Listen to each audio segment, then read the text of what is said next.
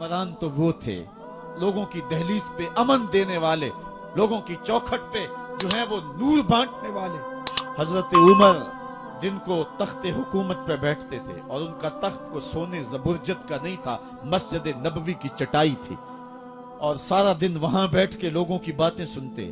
और जब रात के अंधेरे गहरे होते, उमर भेष बदल के मदीने की गलियों का गश्त करते। कहा तुम्हारे घर से धुआं निकल रहा है और बच्चे रो रहे हैं, उनको खाना क्यों नहीं देती? कहने लगी उमर की जान को रो रही। उमर के पांव तले से जमीन निकल गई। कहा क्या हुआ? कहा 3 दिन से हमारे यहाँ खाने के लिए कुछ नहीं है, रोजाना बच्चे रोते हैं और मैं हंडिया के अंदर पत्थर डाल करके नीचे से आग डालती रहती हूँ कि बच्चे इंतजार कर करके सो जाएंगे, कम वक्त सो भी नहीं रहे और वो पत्थर पकेंगे भी क्या, और मैं उमर की जान को रो रही हूं। हजरत उमर का कलेजा दहलने लगा। फौरन पलटे वापस बैतुल माल में आए, घी का एक कनस्तर लिया, आटे की बोरी ली, मिर्च मसाला जात बहुत कुछ उठाया, अपने कंधे पे रखा, बोरी अपनी कमर पे लादी। उमर बैतुल माल से निकले तो आपके खादम असलम ने देख लिया, आगे बढ़ा, कहा मेरे आका मैं उठाता हूं। उमर की आंखों में आंसू है। कहा असलम कयामत के दिन मेरा बोझ उठा लोगे? कहा कयामत के दिन तो अपना अपना बोझ उठाना पड़ेगा। कहा उमर को आज अपना ही उठाने दो। हजरत उमर वो घी का कनस्तर और वो आटे की बोरी सर पे उठाए हैं और उस खातून के घर जाते हैं और दस्तक देते हैं। वो जब देखती है उसकी जान में जान आ जाती है। कहा जल्दी जल्दी आटा गूंदो, और उमर सब्जी काटने लग जाते हैं। हजरत उमर रज़ी अल्लाह ताला अन्हो सब्जी तैयार कर देते, उधर आटा गुंद जाता है और फिर ऊपर चूल्हा रखा जाता है, चूल्हे के अंदर आग रखी जाती है, वो खाना पकाने लगती है, आग बुझती है। तारीख ने लिखा है आग बुझने लगती है, उमर झुक करके फूंके मारता है, उमर झुक झुक के फूंके मारता है। खाना पक गया और बच्चों के सामने खाना रख दिया, बच्चे खा रहे हैं। अब बच्चे रो रो के निढाल हो चुके थे।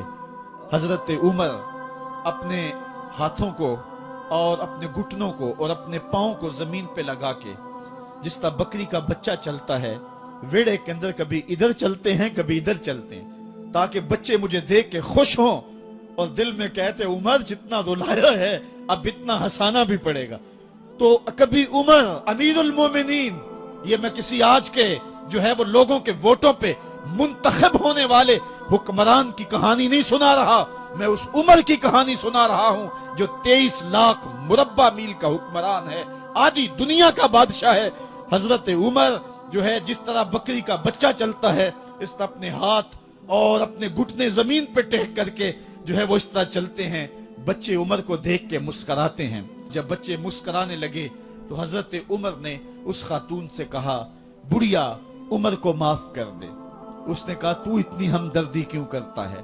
कहा उमर बेचारा बड़ा फंसा हुआ है, फिक्र है उसको यरमूक को, फुस्तात हुलवान की, जब फतह है मिस्र तो तैयारी है ईरान की, आते जाते वफद से मुलाकात भी करता होगा और शब को मालूम हालात भी करता होगा, कांटों में उलझी हुई बेचारे की जान है, नींद उसको भी आती है, आखिर वो इंसान है, मेरी बहन उमर को माफ कर दे।